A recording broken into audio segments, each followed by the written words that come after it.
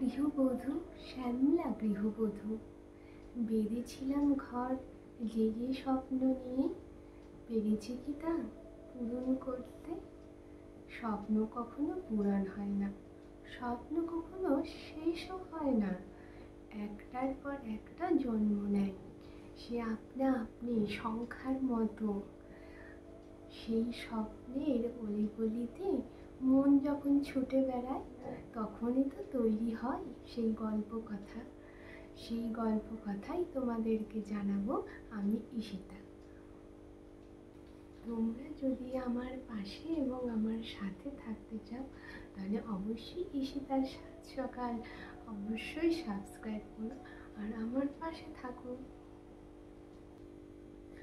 সাত সকাল, সাত সকাল, সাত সকাল, সাত সকাল, সূর্যই তো কারো